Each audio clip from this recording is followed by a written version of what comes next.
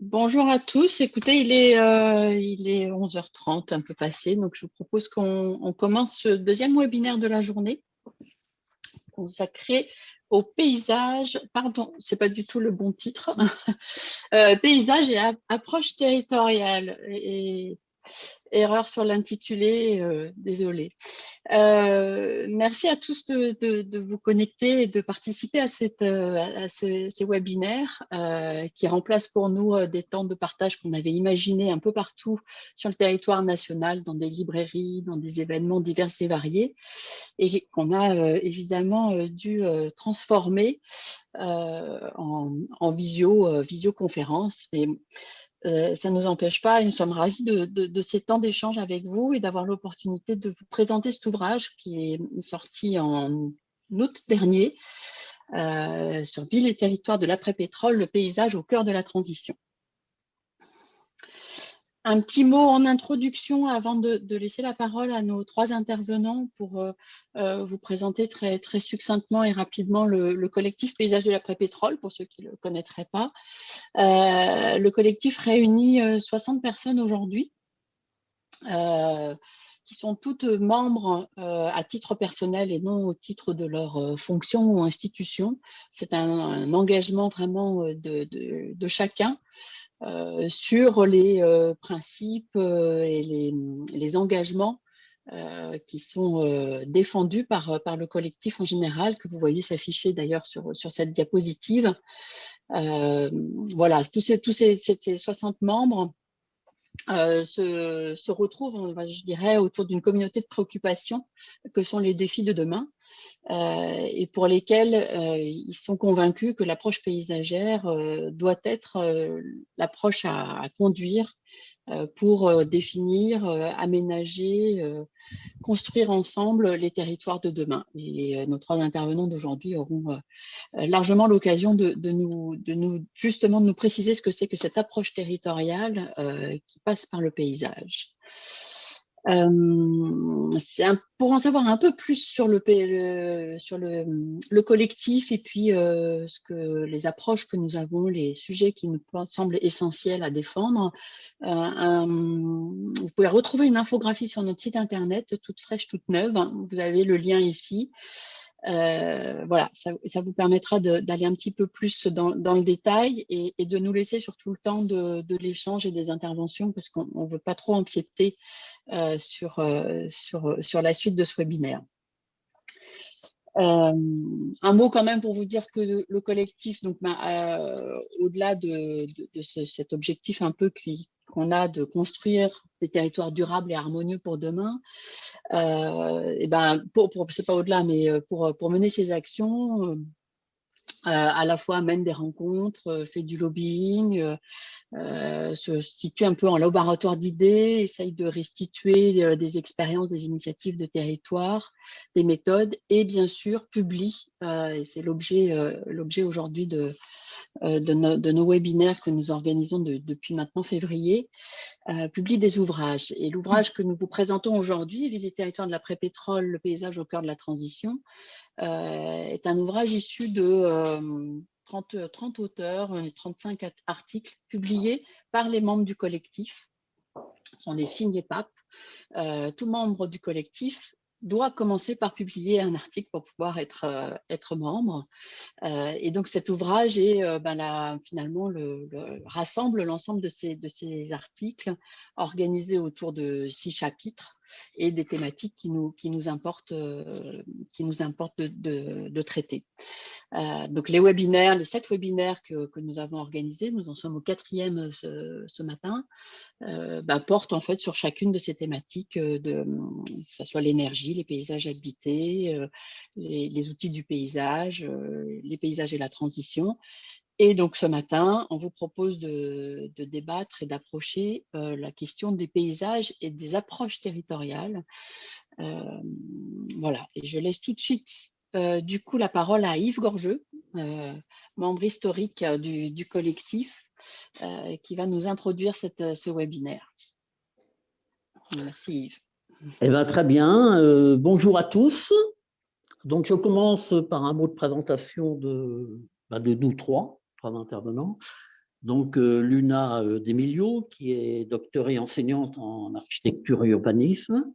Elle est notamment coordinatrice du réseau scientifique Espace Rural et Projet Spatial. Et ses recherches portent sur le statut de la ruralité contemporaine dans le cadre de la transition écologique. Voilà, et au rôle du projet spatial.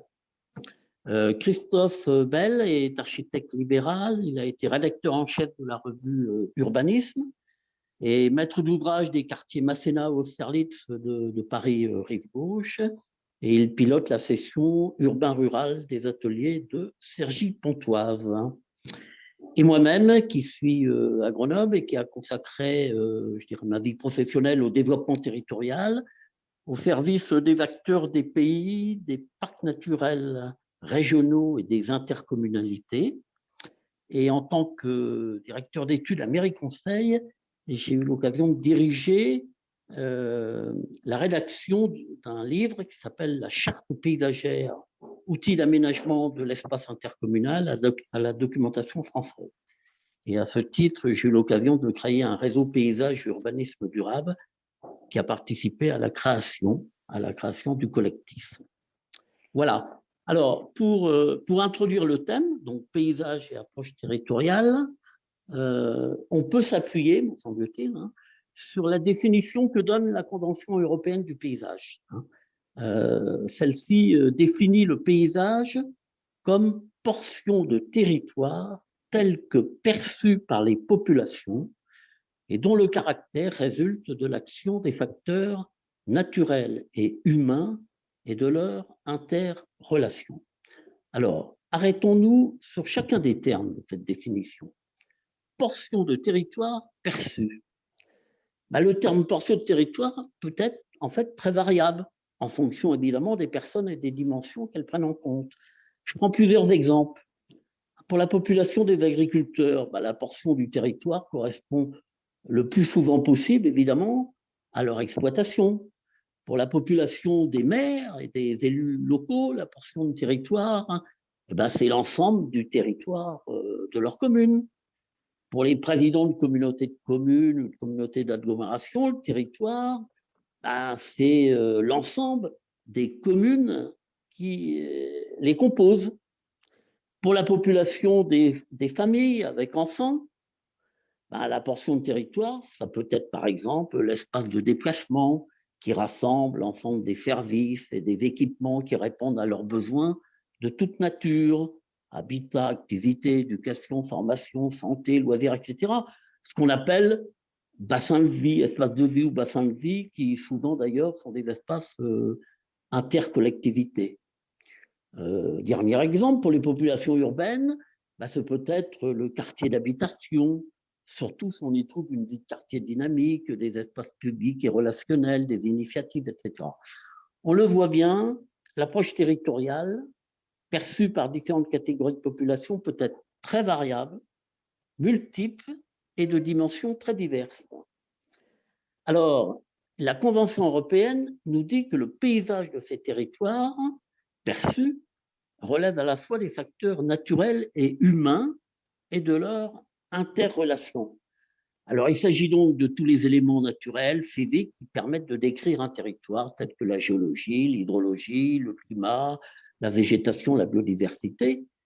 Et tant que facteur humain, je dirais qu'il s'agit un peu de tous les agissements humains que la société opère pour la satisfaction des besoins de tous. Et le plus important, et c'est là-dessus qu'on va se concentrer, c'est évidemment leur interrelation. C'est en effet par ces interrelations que l'homme signe l'aménagement de son territoire. Les groupes humains marquent leur territoire par un ensemble de traces. Maisons, immeubles, bâtiments publics, bâtiments industriels, bâtiments commerciaux, voiries, clôtures, champs, vergers, arbres, modes de culture, infrastructures, équipements, etc. Et j'ai l'habitude de dire que le paysage est le résultat de l'articulation d'un corps social et d'un corps territorial. Alors, je reviendrai personnellement là-dessus dans mon intervention. Alors, pour commencer, notre premier intervenant sera Christophe Bell, qui va traiter de la recherche de cohérence à donner entre les échelles territoriales multiples au-delà des seules échelles administratives. Il montrera notamment les limites qu'apporte la décentralisation à la française à cette question et développera la réponse que peut apporter le monde du paysage. Voilà. Notre deuxième intervenante sera Luna D'Emilio, qui va parler de la pensée territorialiste issue d'une école italienne, avec une mise en perspective de la nécessité de reterritorialiser le monde et la pertinence de cette pensée dans le contexte français. Et ce sera ensuite moi-même pour montrer, comme je viens de dire, que le paysage est le résultat de l'articulation entre corps social et corps territorial, et pour traiter, moi, ce que j'appelle le paysage humain, qui apporte une dimension, je pense, intégrale à la question du paysage. Voilà, je passe la parole à Christophe.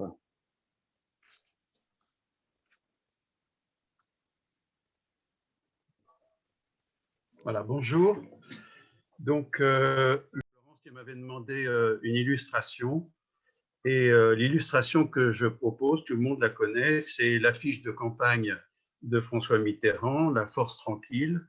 On voit l'image de François Mitterrand sur un fond d'un petit village avec son clocher. Évidemment, il s'agit d'un oxymore, mais qui illustre assez bien mon propos. Pour commencer, je lirai la première phrase de mon article. À l'heure où des maires de communes rurales, en renonçant à leur mandat, arguent la difficulté à exercer le pouvoir des territoires dans le cadre des dispositions actuelles adoptées par le gouvernement, le moment est venu d'interroger la façon dont la structuration administrative de la gouvernance locale informe l'action territoriale, et si, comme un coin dans ce débat, on posait la question du paysage, comme le fut en son temps la question du logement. Il y a en fait une question du paysage aujourd'hui, comme il y en a eu à la fin du XIXe siècle, sur la question du logement. L'auteur de la question du logement, Friedrich Engels, s'est appuyé sur une analyse rationnelle de l'exploitation des ouvriers pour promouvoir un certain type de société. Et de la même façon, certains adoptent la même posture aujourd'hui pour proposer des théories organisatrices de l'espace qui se veulent incontournables en se fondant sur une science environnementale. Or, la ville ne trouve son fondement dans aucune explication scientifique. Elle se contente d'actualiser dans l'espace des trajectoires politiques contradictoires de ses habitants. Dans ce contexte, le paysage, d'une certaine façon, se moque de l'organisation politique. Il est au-delà ou en deçà des limites administratives. Les défenseurs du paysage le savent bien, car ils ont inventé des structures administratives qui collent au paysage qu'ils voulaient préserver ou mettre en valeur ou tout simplement aimer. Les parcs nationaux, les parcs naturels régionaux, les grands sites de France ont promu une logique d'objets à défendre en mobilisant des structures ad hoc. Ces entités paysagères, selon la définition de Bernard Lassus, peuvent franchir plusieurs départements, voire plusieurs régions. Leur cohérence étant celle de leur paysage au pluriel, il leur est possible par la suite de décliner d'autres entités, voire d'en découvrir d'autres à plus petite échelle. Mais qu'en est-il pour le reste du territoire? On constate que nombre de maires, particulièrement ruraux, donnent leur démission car, disent-ils, il leur est difficile de faire entendre leur voix auprès d'entités plus larges. C'est ici qu'intervient le rôle du cumul des mandats. Car le cumul des mandats, de maire, de conseiller général, de sénateur, de président de communauté, est précisément fait pour compenser les contradictions du système sans le remettre en cause. De quel système parle-t-on? Ce système, c'est celui de la décentralisation, tel qu'il a été conçu par le maire de la plus grande commune de France et qui était par ailleurs ministre de l'Intérieur en 1983. Gaston Defferre, en effet, a organisé une décentralisation des responsabilités de l'urbanisme à l'échelle de sa ville et l'a ensuite généralisé à l'ensemble des communes. Il est vrai qu'une ville comme Marseille n'avait pas le contrôle de son urbanisme, il était normal qu'elle veuille l'acquérir.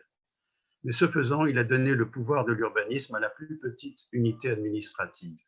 Et cette approche purement juridique et administrative a isolé chaque maire derrière une légitimité qui n'avait plus à rendre de compte à aucun de ses voisins. De ce fait, les lois de décentralisation de 83 ont multiplié la centralisation, faisant de chaque maire son propre centre. Ce modèle autocentré a poussé les élus à ignorer ce qui était hors de leurs compétences, à savoir la commune voisine et les autres collectivités. C'est ainsi que la catastrophe paysagère destructrice des entrées de ville et des tissus économiques des villes-centres a eu lieu en France. Chaque commune se lançant dans une compétition féroce au détriment principalement du paysage de la France. La décentralisation a ainsi produit un souverainisme municipal qui a abîmé le paysage, mais qui heurte aujourd'hui la structure même de l'identité française. Les élus étant globalement souverainistes au niveau local, mais mondialistes, ou à tout le moins européens au niveau national. Cette double appartenance, cette double polarisation explique les graves dissonances politiques de notre pays. Il y a eu un petit sursaut au détour du XXe siècle. Les voisins ignorés n'ont pas attendu les gilets jaunes pour étendre la notion d'intérêt général aux communes voisines. C'est ainsi que sont nées les communautés de communes, les communautés d'agglomération, les communautés urbaines au titre du renforcement de la coopération intercommunale. Mais élargir les périmètres, ce n'est pas changer le système. Certes, ces entités plus larges peuvent appréhender des panoramas plus larges, mais la pratique centro-périphérique ne s'est pas amendée. Après une période d'attentisme, on constate aujourd'hui, 20 ans après, que les communes ont tendance à reprendre leurs prérogatives et à ne laisser à la communauté élargie que la compétence assainissement. Le système n'a pas changé, il s'est même renforcé autour d'un nous qui se satisfait de la légitimité juridique de son périmètre et de l'absence de responsabilité d'une collectivité vis-à-vis de ses voisines. Nous, à Paris, on pense comme ça. Voilà ce que l'on entend désormais dans les bureaux de l'hôtel de ville parisien. Des moyens techniques et financiers de plus en plus puissants sont au service de ce nous exclusif qui, soit dit en passage, ne cesse de parler de ville inclusive. La difficulté des collectivités à penser au-delà de leurs frontières est néanmoins contrariée par l'évolution des modes de vie des habitants qui, eux, ne cessent de franchir les limites et les frontières administratives et partagent plusieurs bassins de vie. Phénomène de multi-appartenance récemment accentué par le télétravail post-Covid-19.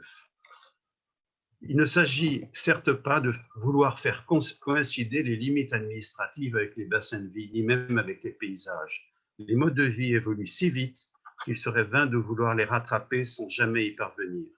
Ionesco a écrit de belles choses là-dessus. Quant au paysage, il a été ignoré par les lois de décentralisation. Mais existait-il seulement en 1981 ? La Convention européenne du paysage date des années 2000. Je ne pense pas qu'il faille, comme en Allemagne, instituer une hiérarchie des villes de rang 1, rang 2, rang 3, qui répartit les opéras et les programmes d'équipement public suivant la taille des villes, sachant que l'équidistance territoriale en Allemagne permet un accès de ces équipements à chaque habitant. La France a une tradition qui veut qu'une collectivité ne peut en diriger une autre. Cet interdit d'emboîtement des responsabilités remonte aux souvenirs douloureux des relations de domination entre suzerains et vassaux et reste un obstacle sérieux à la gestion des paysages. Mais si l'emboîtement des responsabilités entre collectivités n'est pas possible, il est possible d'inventer d'autres pratiques. La concertation fait partie de celle-là. Très développée dès que cela concerne les citoyens, elle n'est pas obligatoire entre collectivités, même si les plans locaux d'urbanisme intercommunaux s'y attellent. S'il est un domaine où la concertation entre collectivités est possible, c'est bien dans le domaine du paysage. Et des initiatives existent. Il est toujours possible de développer une culture de la relation qui permet de sortir du toujours plus de souverainisme local. Deux indices incitent à penser que la question du paysage fait entrer les collectivités locales dans une nouvelle dynamique. Une dynamique proactive, on constate que les dynamiques paysagères sont devenues des de croissance et d'attractivité des territoires. Et ces dynamiques sont plus fortes que les frontières communales. Et puis, il y a une autre dynamique, qui est une dynamique, je dirais, de changement climatique, les nécessités de l'adaptation des territoires au changement climatique, manque d'eau, inondation des terres agricoles, érosion du trait de côte, des constructions vulnérables, catastrophes climatiques ont un même point d'entrée, le paysage. L'histoire de son adaptation séculaire n'est pas seulement celle d'une technique, fût-elle écologique, mais résulte d'une pratique artistique et culturelle qui vient du passé et se projette dans l'avenir. Le changement climatique n'a plus besoin du cumul des mandats, car les communes, face à ces nouvelles dynamiques, deviennent désormais des lieux où les élus se parlent, non pas pour se renforcer, mais pour se mettre en relation à partir de leurs propres faiblesses. Voilà, j'ai fini. Merci Christophe. C'est bien que tu nous aies rappelé que le paysage est en dehors des logiques politiques et des découpages administratifs. Je crois que c'est le message principal et que ça permet de passer au-delà de toutes les frontières que les collectivités connaissent et restent encore avec la décentralisation.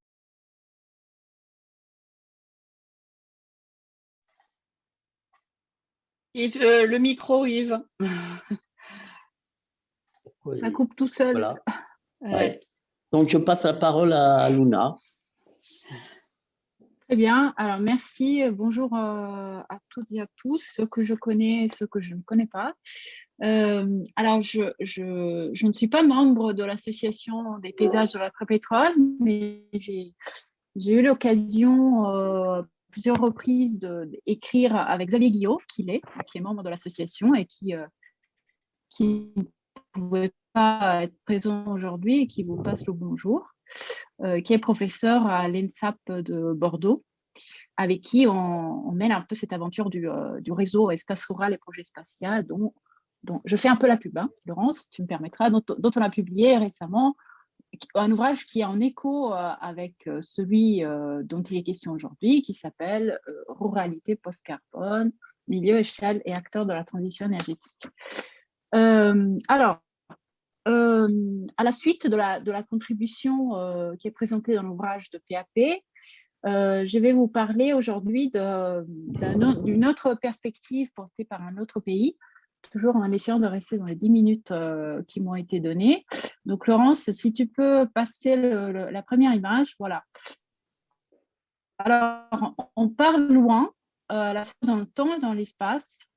Ici, vous avez une fresque que tout le monde connaît, j'en suis certaine, et qui nous ramène encore en Toscane, lieu de signature de la Convention européenne du paysage en 2000.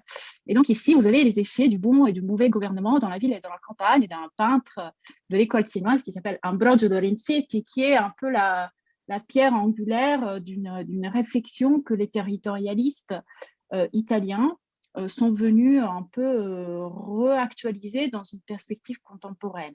Alors, pourquoi j'ai choisi de mettre cette image? C'est parce que, enfin, pour plein de raisons, plein de bonnes raisons, mais surtout parce que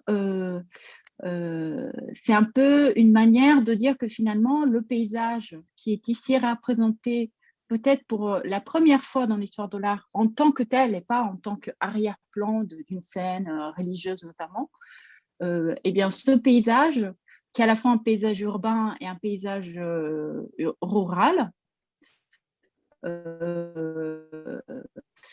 est au fondement d'un projet de société et qui est un projet politique. Donc ça, c'est très important et cela est notamment représenté par le fait que les deux parties, urbaine et rurale, dans le tableau, elles occupent exactement la même taille, et qui donc, il y a une espèce d'équilibre, de recherche d'équilibre dont ce tableau s'est fait un peu le porteur, le traducteur en tout cas, vu qu'à l'époque, très peu de personnes pouvaient lire. Et donc, dans cette idée, il y a une petite affiche en haut qui est portée par un personnage qui vole, qui est la Securitas, donc la sécurité des habitants, et qui veille un peu sur cet équilibre, entre guillemets. Donc, sa localisation, on va dire, spatialise cette idée. Alors, ce tableau nous permet d'introduire un certain nombre de concepts qui sont chers à l'école territorialiste, mais qui appartiennent aussi à d'autres démarches. La première, c'est la question de la relation passée au temps long et au fait que le territoire est, comme le disait un autre personnage intellectuel italien très important, qui est Carlo Cattaneo, le territoire est un immense dépôt de fatigue de l'homme qui s'accumule dans le temps. Et donc, il faut savoir rechercher ce que les territorialistes appellent le secret identitaire caché dans la morphologie du territoire. Donc, il y a une espèce de secret, d'ADN qu'il faut à chaque fois savoir interpréter et réactualisée à l'aune de la situation actuelle. Quelle est cette situation actuelle? Les territorialistes, ils mettent en avant la question de la crise de la modernité, qui est aussi une crise du savoir qui s'applique à un territoire, puisqu'ils critiquent autant la sectorisation de l'espace que la sectorisation des savoirs qui interviennent dans la transformation spatiale. Et donc, Laurence, tu peux passer à la slide suivante. Et donc, dans cette perspective, il se concentre précisément sur cette membrane entre la ville et la campagne, en redéfinissant l'idée d'un pacte entre ces territoires qui fonctionnent différemment, mais qui sont dans un entrelacement très fort. Toujours dans l'idée d'un territoire, la membrane, c'est une métaphore biologique, évidemment, donc dans l'idée d'un territoire comme être vivant, comme œuvre d'art collective et évidemment comme construction sociale. Donc, et là-dedans, ils sont dans des perspectives de développement local auto-centré, qui n'est pas forcément, pour reprendre les mots de Christophe, qui n'est pas forcément dans une logique de souveraineté qui est calquée sur des limites administratives, mais plutôt sur l'idée d'un bien commun, qu'il s'agit de faire vivre et de reconstruire sans cesse et de redéfinir sans cesse. Laurence, tu peux passer à la slide suivante. Merci. Alors, l'image est un peu déformée, mais vous connaissez, je pense, tous cet ouvrage qui était un peu un manifeste par lequel Alberto Magnaghi, donc professeur à la retraite maintenant à l'Université de Florence, s'est fait un peu connaître dans le contexte français, notamment grâce à la traduction faite par François Choé, qui est donc un personnage très important dans le débat français, et qui a vraiment introduit Magnaghi dans les cercles, dans les écoles, dans les universités françaises. Alors, cet ouvrage, en fait, est la cristallisation d'un processus qui a porté donc Alberto Magnaghi, qui est un peu la figure centrale de ce mouvement territorialiste italien, à passer d'une lecture marxiste des conflits, des rapports de force qui étaient à la base du projet industriel et donc métropolitain, pour, on va dire, quitter progressivement les théories marxistes pour aller vers des théories alternatives du développement, plutôt dans la lignée de Illich, Sachs, etc., et qui donc lui ont permis finalement d'engager un groupe assez vaste de chercheurs et de praticiens provenant des disciplines les plus diverses sur un ensemble de recherches-actions qui ont porté à la fois sur la petite échelle et sur la grande échelle. Et donc, sur cette question des échelles, je vais y revenir plus tard. En tout cas, donc Magnaghi arrive à Florence. Il est lui-même turinois, donc il vient de la ville-usine, hein, des luttes de Fiat, etc.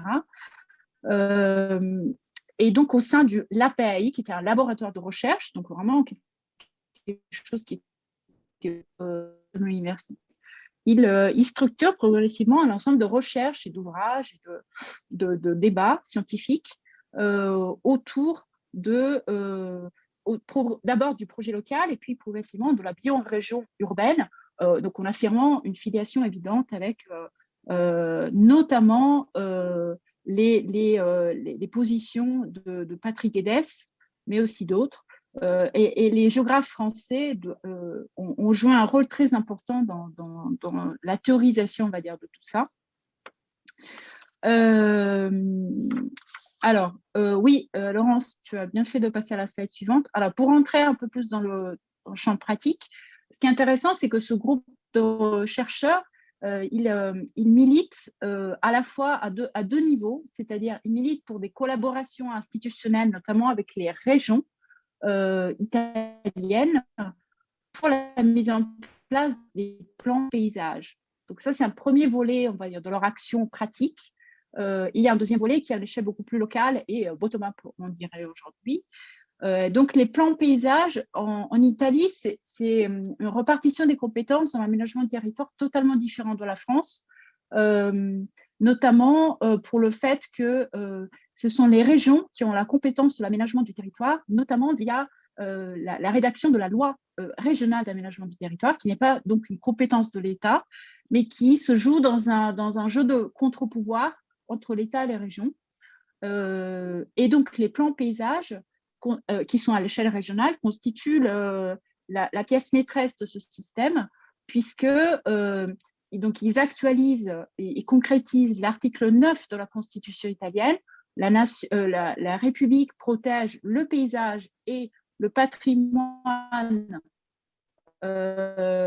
historique et artistique de la nation. Donc, c'est vraiment inscrit dans la Constitution.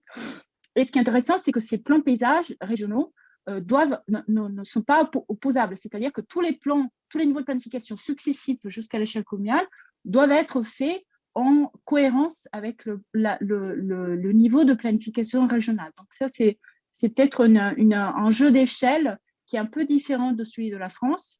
Et donc ici, en particulier, j'ai choisi de vous parler du plan des Pouilles, enfin d'évoquer plutôt, parce que la question énergétique était centrale, dans le sens où les Pouilles avaient un grand problème de surproduction énergétique liée à l'implantation de méga centrales éoliennes, notamment grâce au financement de l'Europe, mais qui avait été mis sans aucune logique, on va dire, spatiale, là où il y avait des opportunités foncières et des pouvoirs publics, on va dire, plutôt intéressés d'un point de vue financier par ce type d'opération. Et donc, le plan paysage a intégré totalement la question énergétique via la localisation des nouvelles centrales et l'atténuation de l'impact des centrales existantes au sein du projet du plan paysager et donc par là du projet de territoire. Donc il y a une espèce de retissage de lien très fort entre la structure spatiale de longue durée, donc telle qu'elle s'est constituée dans les siècles, et ce nouveau projet de transition écologique qui donc se spatialise à travers le plan paysager, qui est lui vraiment un socle auquel tous les différents niveaux de planification, que ce soit les città métropolitaines ou les villes métropolitaines ou les communes singulièrement, ou les communautés de communes, auxquelles doivent se référer. Donc, il y a une espèce de dynamique comme ça qui est très intéressante. Et puis, Laurence, tu peux passer à la slide suivante. Merci. Donc, l'autre niveau, on va dire, d'action, Laurence, la slide, je ne sais pas si ça ne change pas chez moi, mais voilà, très bien, super. Toujours pour rester dans les Pouilles, il y a un autre exemple d'action qui traduit un peu toute cette théorisation portée par Magnaghi depuis une vingtaine d'années. Ce sont des démarches, elles, ascendantes, donc bottom-up, comme celle-ci, qui visaient à rendre reconnaissable de nouveau le patrimoine territorial de cette partie du territoire, de cette entité territoriale, qui est donc pas très loin, toujours dans les Pouilles, à côté de Lecce, de la ville de Lecce. Donc c'est un paysage très aride, avec des murs en pierre sèche qui sont issus du fait d'enlever les pierres du sol, je suis désolée, je n'ai pas le mot français, et qui en tout cas représente un autre volet du travail des territorialistes, qui est lui fondé sur la redéfinition de communautés fortement imbriquées avec le patrimoine territorial. Et cela notamment via la question des mappe di comunità, donc les cartes de communauté, qui sont un document où, évidemment, ici, vous avez une femme qui représente un territoire, donc c'est assez évocateur, et qui sont donc des documents non techniques autour desquels tout le monde peut interagir et définir un certain nombre de choses. Et puis, pour conclure, la dernière slide, Laurence, la dernière slide qui répond un peu à l'exercice qui m'avait été proposé à l'occasion de la préparation de cette rencontre. Voilà, une citation qui n'est pas une citation du texte, on va dire, qu'on a publié avec Xavier, mais qui est issue donc du projet local et que j'ai trouvé très intéressant. Donc, je le lis. À la différence de l'urbanisme et de l'aménagement régnant et en opposition non seulement au réalisme qui leur fait traiter la ville diffuse comme un donné inéluctable et porteur de progrès, mais aussi en opposition à leurs interprétations poétiques de ce processus, il me semble capital de considérer le rôle que pourrait jouer aujourd'hui une vision utopique dans les pratiques de l'espace.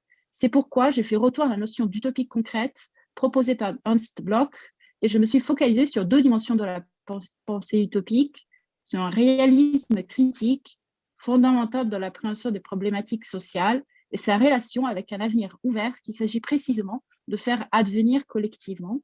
Je réagissais ainsi contre la culture urbanistique actuelle, engluée dans l'immédiateté. Voilà, donc j'ai trouvé que cette idée d'utopie concrète était finalement assez en phase avec l'ouvrage de PAP, qui est la question de la transition énergétique par le paysage, et qu'il faut aussi revendiquer face à une dimension pratico-pratique, on va dire, de la pratique, de l'aménagement et du projet. Il faut aussi revendiquer cette composante utopique.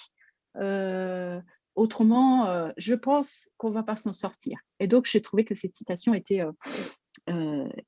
très inspirante. Voilà, merci. Eh bien, merci, Luma. Je retiens, moi, notamment que ce qui est intéressant, c'est que le plan de paysage, si je comprends bien, fait partie, en fait, de la loi régionale d'aménagement du territoire. Donc, c'est un document considéré comme tout à fait officiel. Hein, et Totalement, oui. Voilà, et que c'est à partir de ce plan de paysage que les questions, notamment de transition, sont spatialisées. Hein, voilà, ce qui est un élément central dans ce que souhaite le collectif du paysage. Bon, ben voilà, c'est à mon tour. Laurence, tu me dis si jamais mon micro coupe, parce que j'ai l'impression qu'il se coupe parfois tout seul. Voilà. Ouais, ça marche. Donc, je dirais, moi, mettre l'humain au cœur des paysages, c'est le titre de mon article, dont je lis un court extrait. Les paysages ne sont pas seulement constitués des espaces agricoles ouverts, des espaces forestiers ou des lieux touristiques, ils sont surtout pour le quotidien des gens des espaces urbains, de leur habitat, de leur activité, de leur mobilité, c'est-à-dire l'ensemble des espaces qui matérialisent la façon dont les habitants vivent dans le territoire. Et c'est pourquoi, au lieu de privilégier les seules images des lieux, il s'agit, à mon avis, de s'intéresser aussi aux images de vie. Parce qu'il y a en effet, je continue l'article, il y a en effet un rapport intime entre l'homme et ses espaces de vie.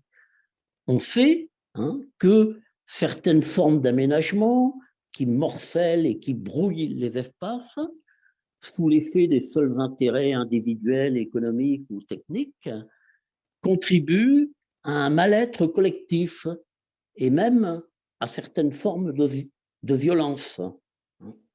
À l'inverse, le soin apporté aux relations entre les gens, au vivre ensemble, aux activités humaines, à la qualité des espaces, au mode d'habitation, à l'accès aux services, au mode de circulation, aux expressions culturelles, vont souvent de pair avec un agencement harmonieux des paysages du quotidien et contribuent à un bien-être collectif.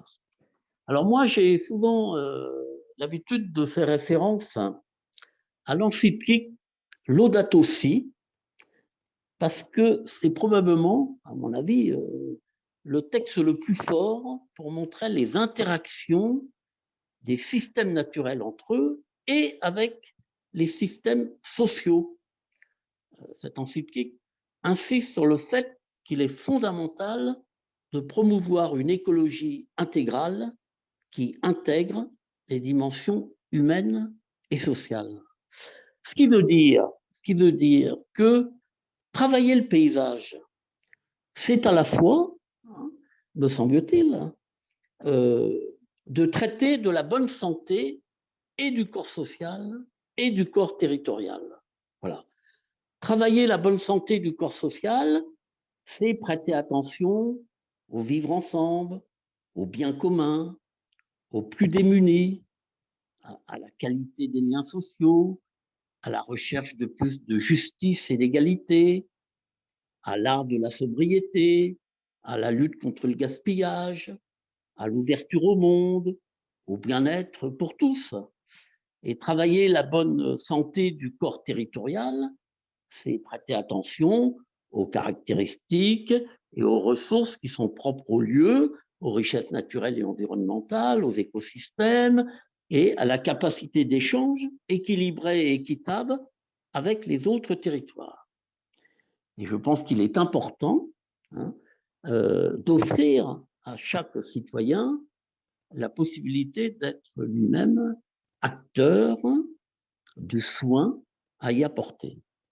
Alors, pendant mon propos, vous voyez défiler des images d'une exposition.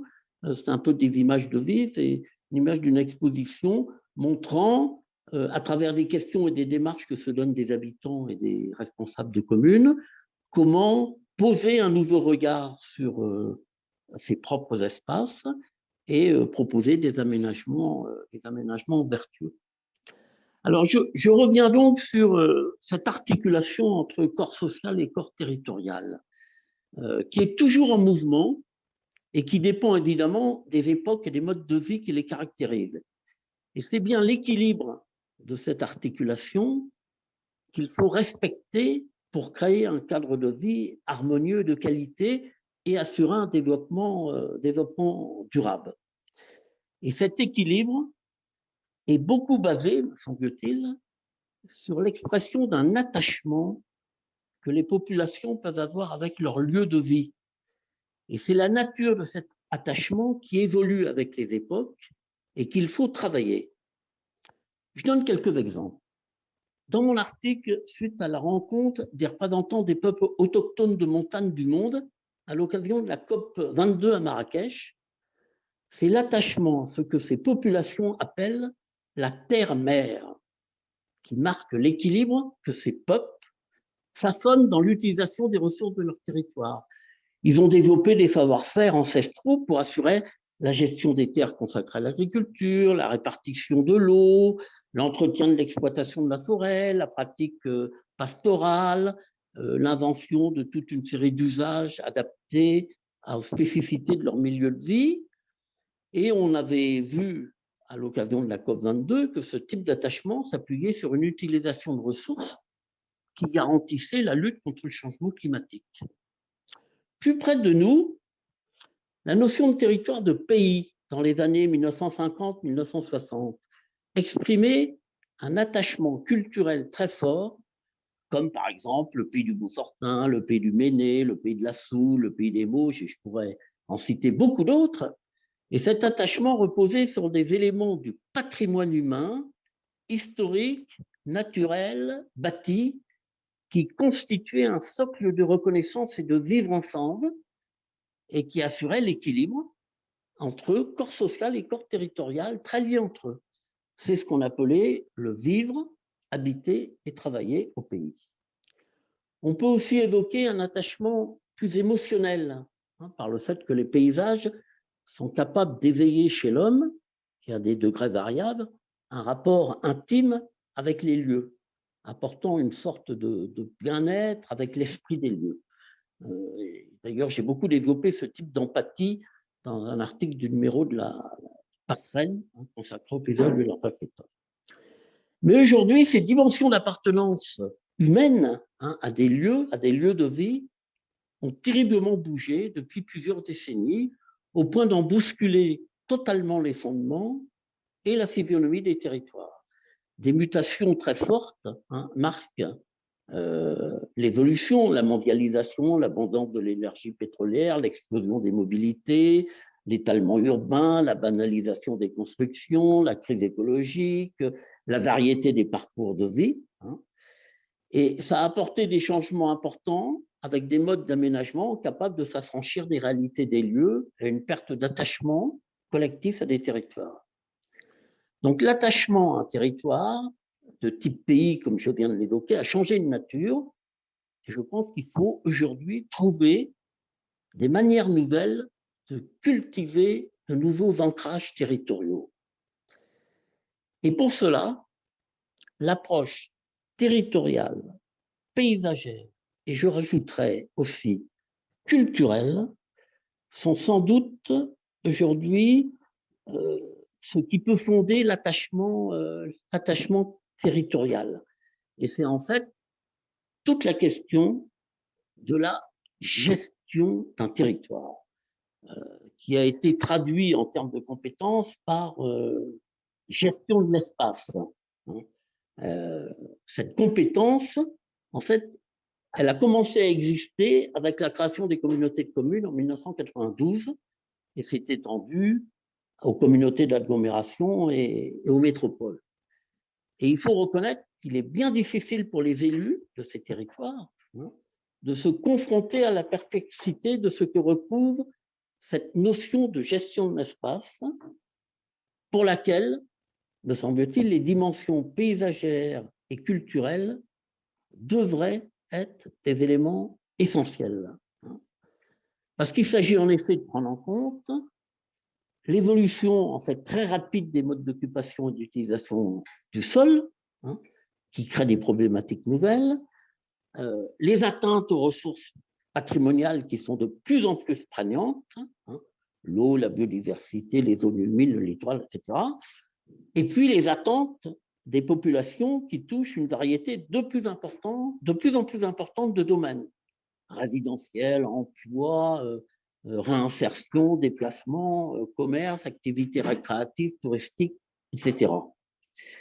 Et pour les élus, même si beaucoup d'outils aujourd'hui existent pour organiser l'espace, de façon conjointe entre différentes échelles, ils sont conscients que les solutions dépendent pour beaucoup de l'implication des principaux gestionnaires de l'espace, que sont les agriculteurs, les propriétaires fonciers, les forestiers, les lotisseurs, les aménageurs, les constructeurs, les agents touristiques, etc.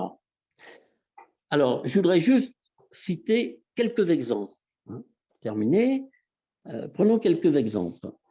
Par exemple, c'est l'opération gestion de l'espace en livradois-forêt qui a associé sur une vallée élus, agriculteurs, chasseurs, pêcheurs, forestiers, prestataires touristiques pour définir les enjeux de l'espace qui leur sont propres et négocier ensemble un plan de gestion de l'espace. C'est l'exemple des ateliers participatifs dans la communauté de communes des Hautes-Vosges qui associent un très grand nombre d'acteurs et d'habitants à l'élaboration d'un plan de paysage qui est centré sur la lutte et l'adaptation du changement climatique. Et ces deux exemples montrent bien la nécessité d'une démarche ascendante en réunissant élus et nombreux acteurs autour de l'analyse de l'espace et des modes de vie et recueillant leurs connaissances et leurs perceptions des uns et des autres. Je voudrais citer un autre exemple, c'est celui du bassin carrier de Marquise, qui est situé dans le parc du Boulonnais, pour lequel a été élaboré, négocié et approuvé avec les carriers, les collectivités et l'administration un plan de paysage pour les 30 ans à venir qui porte sur l'amélioration des méthodes de mise en dépôt et de réhabilitation des sites, la protection des secteurs d'intérêt patrimonial majeur et une règle du jeu pour les plans d'occupation des sols avec des plans paysagers précis au 500 millième. Voilà. Alors cet exemple montre la nécessité, je dirais, de décloisonner un peu le travail entre les différents gestionnaires pour aboutir à des accords entre eux, entre ces gestionnaires, entre les collectivités, et en s'appuyant sur l'adhésion et la responsabilité de chacun. Je prends un dernier exemple qui est celui, évidemment, de la vallée de la Bruche, qui mène depuis 30 ans une véritable politique paysagère, et c'est par des actions démonstratives telles que la destruction de ruines industrielles, la suppression de microboisements, la réhabilitation de chantiers collectifs d'entretien de l'espace, un travail d'animation soutenu auprès de la population dans chaque commune. Hein. Et c'est une politique qui a rassemblé progressivement une partie de plus en plus importante de sa population sur des usages et des occupations et des modes de gestion appropriés. Et ce que je voudrais dire, c'est que cet exemple montre l'intérêt d'agir à la fois à court terme par des actions démonstratives et à long terme en vue de travailler un peu des changements de mentalité. Voilà, on le voit bien, c'est par la mobilisation du plus grand nombre d'acteurs et de citoyens sur des enjeux concrets, propres à chaque territoire, que de nouveaux ancrages territoriaux peuvent se créer en mettant en avant le souci des biens communs propres aux populations et à la nature.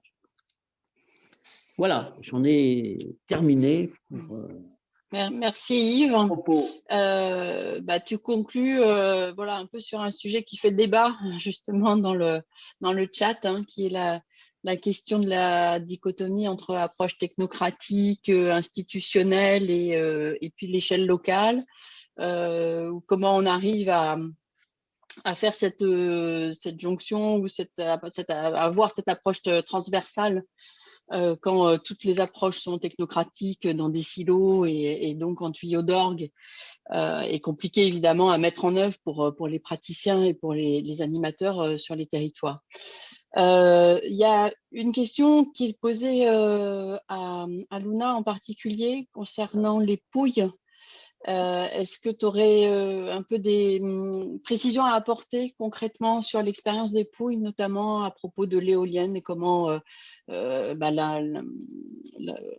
développement des éoliennes ont été ou pas intégrés dans la structure spatiale? Oui, alors, je ne sais pas si j'ai forcément tant fait ça en détail, mais en tout cas, l'idée de fond, c'est qu'il y a eu ce plan et évidemment un ensemble de documents assez complexes et qui à la fois d'un côté un scénario stratégique pour la région, à l'échelle de la région, et qui est composé de 4 ou 5 couches, la mobilité, l'urbanisation, etc. Donc là, ça renvoie effectivement à une lecture un peu par strate, c'est donc inévitablement par discipline, mais en fait, tout ça est remis ensemble. Et donc, l'établissement de ce scénario permet de définir les zones régionales en lien avec les ambiti di paesaggio, donc avec des entités, on va dire, paysagères, les zones qui sont plus à même d'accueillir de nouvelles centrales, d'un côté. Mais en fait, le fait que tout ça s'est indiqué depuis le scénario stratégique permet à ce que cela soit vraiment intégré au projet de territoire et arrive pas, on va dire, en aval, on va dire, du processus. Et que du coup, donc il y a d'un côté le scénario territorial et d'un autre côté, il y a des règlements qui sont beaucoup plus précis, à plus petite échelle et qui se fondent vraiment sur le découpage foncier, sur le rapport à l'urbanisation, sur le rapport aux différents éléments de la trame verte et bleue et qui définissent des patterns, donc des motifs, des situations d'imbrication avec ces différents éléments du paysage en disant voilà ce qu'il faut faire, voilà ce qu'il ne faut pas faire. Et tout ça, c'est aussi représenté, c'est-à-dire que c'est schématisé par des petits dessins, et tout ça est accessible en ligne. Alors, je peux essayer de retrouver le document. Voilà, je ne sais pas si j'ai répondu à la question. En tout cas, on en parle ici. L'ensemble du plan paysager des Pouilles est accessible en ligne, puisque c'est un document administratif. Donc, je vais essayer de vous le retrouver. Évidemment, si tu trouves le lien, tu peux le mettre dans le chat. Ouais, je vais le mettre dans le chat. Est-ce que je regarde s'il y avait d'autres questions? je vous invite à consulter le chat parce qu'il y a vraiment des questions-réponses. Hein. Il y a ce débat qui se poursuit. Quelqu'un qui nous signale l'atlas des régions naturelles aussi, dont on peut, qui est accessible en ligne. Je crois qu'il y avait… Laurent, je pense que Ouais. je voudrais interpeller un peu Christophe Oui. par rapport au souverainisme local. Je pense qu'il y a quand même des exemples intéressants en France, à travers notamment les parcs naturels régionaux, qui eh bien, vont bien au-delà des limites administratives, hein, et qui mènent une politique basée d'ailleurs sur le paysage. C'est la mission même, la mission première, hein, des parcs naturels régionaux, et qui font un travail en fait assez remarquable d'interterritorialité, hein, et également d'inter-acteurs acteurs du développement sur leur territoire. Donc je pense qu'il y a là c'est pas un modèle, mais quand même un modèle assez intéressant qui dure depuis très longtemps, depuis 1967 et qui continue. Voilà. Je ne sais pas si Christophe veut réagir. Christophe, hein, tu veux réagir?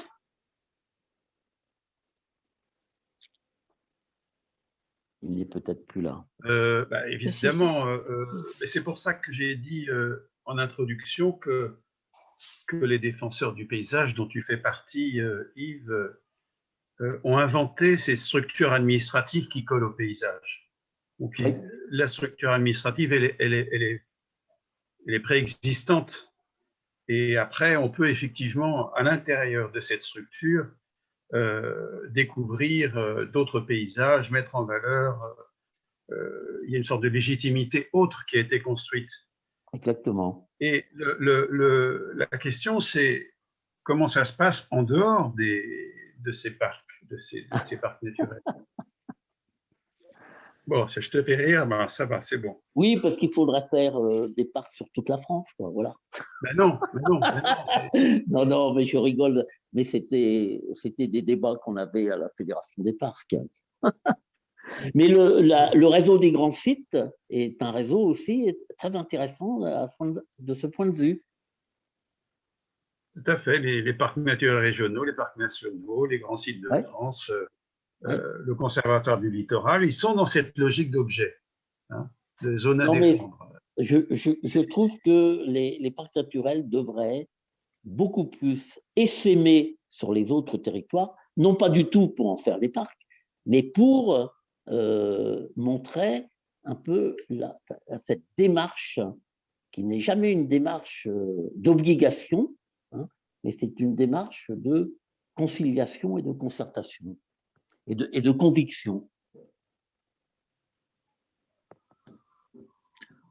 Voilà. En tout cas, si je peux rajouter juste un petit élément, je pense qu'il y a aussi une question de fond, c'est la question de la relation à la norme. C'est-à-dire que moi, en m'intéressant au sujet des transitions, j'ai vraiment compris que l'hyper-normativité de tout ce qu'on fait, et ce qui rend impuissant aussi des petits maires dans des compétences qui se retrouvent avec des compétences très difficiles, comme la GEMAPI ou d'autres.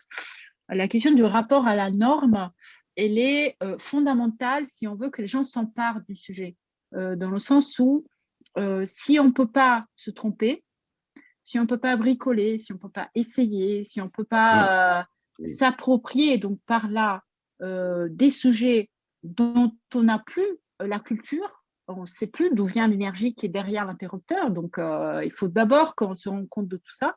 Si on n'a pas cet espace un peu protégé de erreurs-tests, que ce soit au niveau collectif, que ce soit au niveau communal, que ce soit… voilà. Il ne peut pas y avoir d'appropriation de la transition énergétique. notamment énergétique, qui est un sujet qui est vraiment loin des yeux, loin du cœur. Hein. Donc, on ne voit pas, on ne sait pas, on ne veut pas savoir. Et que si on ne rend pas visible tout ça, et si on ne commence pas à le bricoler au sens d'un bricolage évidemment conscientisé collectivement, ben, il ne peut pas y avoir de transition. Et donc, le système de normes qu'on met couche par couche, par couche, par couche, en fait, c'est totalement à l'encontre. Et moi, je dirais que l'oxymore ambiant et aussi le fait qu'on ait un ministère de la transition énergétique. Alors, sans rien enlever au rôle que je joue, mais le fait que ça soit à ce niveau-là est en contradiction totale avec cette question de l'appropriation. Parce que sans appropriation, il n'y aura pas de transition. Parce qu'il faut d'abord changer le mode de vie.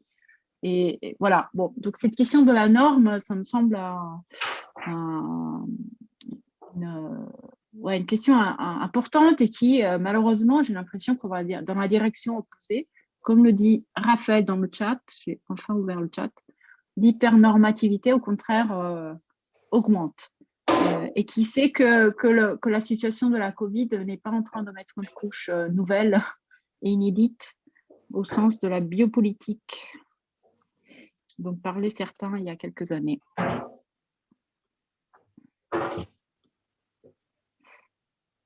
Bien, on arrive à peu près au terme de ce webinaire. Je crois qu'on a, voilà, on a un peu échangé sur les sujets qui étaient dans le chat et on essaie de relayer les questions. Est-ce que vous avez un mot de la fin l'un ou l'autre? Moi, je veux bien dire mon mot de la fin. Pour moi, le paysage, c'est d'abord de la relation. Et que la décentralisation a été conçue sans penser la relation entre les collectivités. Et c'est ça qui est aujourd'hui en jeu. C'est on veut penser le paysage, on sait que dans la relation entre collectivités, et je dirais que c'est cette relation-là qu'il faudrait valoriser, y compris dans les dossiers. Moi, j'exerce une activité de commissaire enquêteur. Alors, on en beaucoup sur la vie de la population, mais et sur la concertation, mais on ne fait aucune enquête sur la concertation entre collectivités. Et donc, au fond, la façon dont les collectivités entrent en relation entre elles. Si elles entrent en relation entre elles, et on pourra vraiment parler du paysage. Je dirais même que le paysage serait le vecteur de cette mise en relation. Pour qu'il y ait un vecteur, il faut qu'il y ait une envie de relation. Voilà.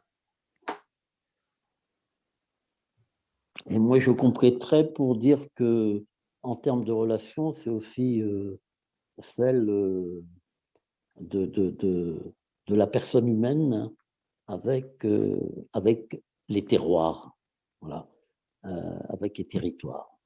Et il me semble qu'il faut complètement retravailler aujourd'hui cette question. J'ai un peu appelé ça l'attachement, hein, l'attachement que peut porter les populations à leur lieu de vie, hein, pour en faire des cadres harmonieux. Voilà.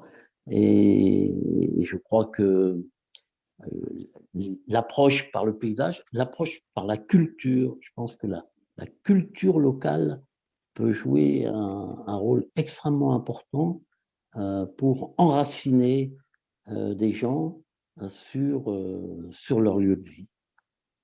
Voilà. Donc moi, c'est un peu ce que j'appelle cette relation entre le corps social et le corps territorial. Luna, un petit mot ou Non, enfin, non. Je crois qu'il y a beaucoup de choses qui ont été dites. Moi, je voulais juste saluer l'intérêt de l'ouvrage parce que je pense que c'était un ouvrage qui était vraiment attendu et qui est là aussi un ouvrage qui n'est ni pour les spécialistes, ni pour les scientifiques, et que je pense que c'est un peu vers quoi on va aussi au niveau du réseau espace rural et projet spatial, c'est celui de faire des ouvrages qui en fait parlent à tout le monde. Et je pense que ça, c'est déjà une première manière de finalement, bah voilà, de se rendre compte qu'on a tous à cœur les mêmes problèmes, quoi, qu'on soit technicien, qu'on soit chercheur, qu'on soit dans des écoles, voilà. Et puis,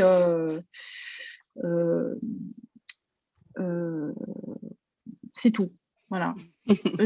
On pourrait embrayer sur d'autres sujets, mais je pense que le timing non, n'est mais pas bon. Un grand merci à vous trois. Vraiment, c'était passionnant. J'espère que ça vous a mis en appétit tous autour de la table, puisque de toute façon, il est l'heure déjà de revenir à des préoccupations très terrestres de gastronomie. Et voilà, énergétique. En tous les cas, et énergétique, ouais. Merci aussi, Léna, de cette conclusion, parce que bon, ça ouvre effectivement sur la suite voilà, des webinaires et de ces présentations de cet ouvrage. C'est vrai que l'ouvrage est tout à fait accessible. Les articles sont souvent très illustrés, et des récits de territoire ou des récits d'expérience. On vous invite bien sûr à vous le procurer si vous ne l'avez pas déjà. Il est disponible, vous avez le bon de commande sur notre site internet ou disponible auprès de la boutique du Moniteur qui l'a édité. Voilà, un grand merci.